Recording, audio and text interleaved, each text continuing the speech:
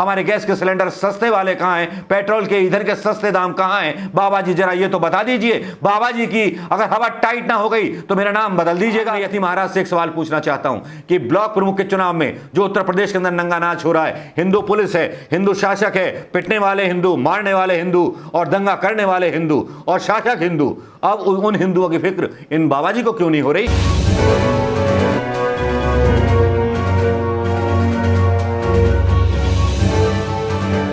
दोस्तों नमस्कार, मैं मनोज कुमार शर्मा, आजाद हिंद आवाज न्यूज के लिए आपके बीच, सिर्फ आपके बीच, केवल इसलिए कि कुछ खबरें बता सकूं, कुछ खबरें शेयर कर सकूं।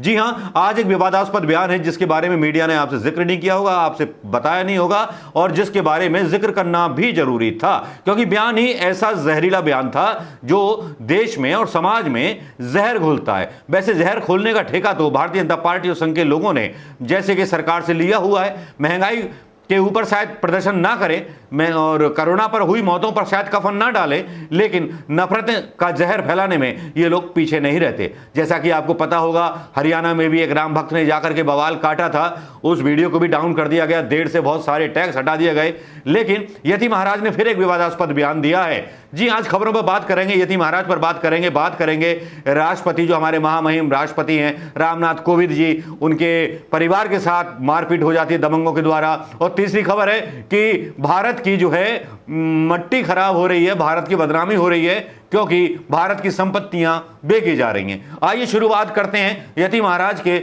उस बयान से, जिस बयान में वो कहते हैं कि साहब एएमयू को बम से उड़ा देना चाहिए, जामिया मिलिया को बम से उड़ा देना चाहिए।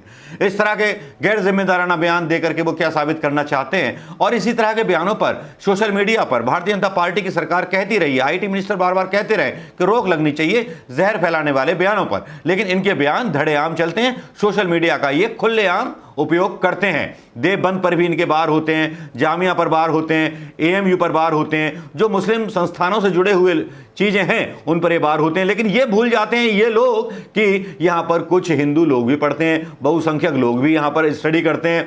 अच्छा चलिए मान लीजिए बम से उड़ा दोगे तो कल को ये बनी किसके पैसे थी? जरा यति महाराज ये बताएं, सरकार का अनुदान कितना जाता है, सरकार का कितना पैसा लगता है, आम आदमी के टैक्स का पैसा इन यूनिवर्सिटीज में कितना लगा हुआ है और किसके मेहनत से ये यूनिवर्सिटीज बनी हुई है? क्या यति महाराज ने एक भी गुरुकुल, एक भी यूनिवर्सिटी आज तक बनवाई है क्या? यति महाराज किस मुंह से बात कर सकते हैं इस तरह की? लेकिन ये बयान सुन लीजिए जो जहरीला बयान इन्होंने बोला एएमयू के बारे में।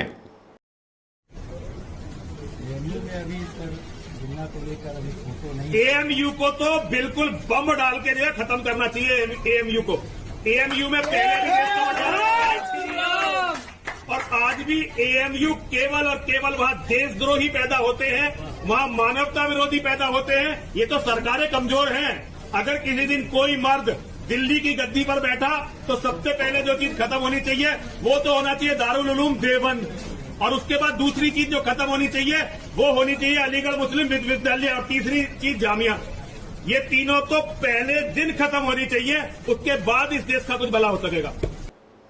यह बयान आपने सुन लिया होगा यति महाराज का, जिसमें वो बड़े बड़े दावे कर रहे हैं, कभी कुछ दुनिया भर की बकवास करने से इनको मतलब है हिंदुस्तान क्या होता है, हिंदुस्तान का लोकतंत्र क्या है, हिंदुस्तान का संविधान क्या है, जिसके बारे में इनको एबीसीडी की नॉलेज नहीं। लेकिन ताज्जुब जब होता है कि इस तरह के महात्मा गेरुए वस्त्र पहन करके जहर फैलाते हैं और समाज के बीच जाकर के तालियों की गड़गड़ाहट से इनको गुंजायमान कर दिया जाता है, तो वाकई में शर्म आती है। वाकई में देखना बहुत ही ज्यादा शर्मनाक होता है और सुनना शर्मनाक होता है कि हमारा समाज किस ओर जा रहा है। इन बाबाओं से ये नहीं पूछता कि हमारे बच्चों को नौकरियां कहां हैं, हमारे गैस के सिलेंडर सस्ते वाले कहां हैं, पेट्रोल के ईंधन के सस्ते दाम कहां हैं? बाबा जी जरा ये तो बता दीजिए। बाबा जी की अगर हवा टाइट ना हो गई तो मेरा नाम बदल दीजिएगा, क्योंकि हम लोगों को जहर सुनने की आदत, नफरत सुनने की आदत, चुगलियां सुनने की आदत हमारे समाज को पड़ गई है। हर व्यक्ति एक अंधी दौड़ में भाग रहा है, हर व्यक्ति एक राजनीति की तरफ भाग रहा है, हर व्यक्ति अपना मकाम पालना चाहता है। देश जाए भाड़ में, लोकतंत्र जाए भाड़ में, इंसान जाए भाड़ में, जनता जाए भाड़ में, किसान जाए भाड़ में। आज मैं यति महाराज से एक सवाल पूछना चाहता हूं कि ब्लॉक प्रमुख के चुनाव में जो उत्तर प्रदेश के अंदर नंगा नाच हो रहा है, हिंदू पुलिस है, हिंदू शासक है, पिटने वाले हिंदू, मारने वाले हिंदू और दंगा करने वाले हिंदू और शासक हिंदू, अब उन हिंदुओं की फिक्र इन बाबा जी को क्यों नहीं हो रही? अब ये बाबा जी क्यों चुप हैं, क्यों मुंह पर ताला डाल करके बैठे हैं? क्या वहां पर तो मुसलमान नहीं रहते जहां पर ये सारा कुछ हो रहा है?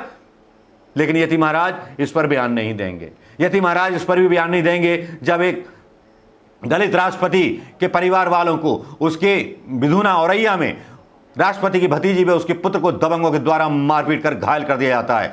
यति महाराज तब भी खामोश रहेंगे। बिधुना कस्बे के मोहल्ला गांधीनगर में एक जगह को लेकर दोनों पक्षों के बीच विवाद होता है और जो दबंग होते हैं इनके साथ मार पिटाई करते हैं। कोई हड़कंप नहीं मचता, कोई शोर नहीं मचता, कोई बड़ी मीडिया डिबेट नहीं होती, कोई सोशल मीडिया पर ट्रेंड नहीं चलता, क्योंकि राष्ट्रपति कोविंद खुद राष्ट्रपति है सरकार में, इसलिए अपने खिलाफ ट्रेंड कैसे चला सकते हैं। और कोई होता तो अब तक पता नहीं कितने ट्रेंड चल गए होते कि दलितों का अपमान कर दिया, दलितों का महाअपमान हो गया। लेकिन नपुंसक लोगों की सरकारें हैं जहां पर लोकतंत्र को बोलने की और आवाज उठाने की मनाही है, लेकिन यहां यति महाराज जैसे लोगों को बिल्कुल फ्री छूट मिली हुई है।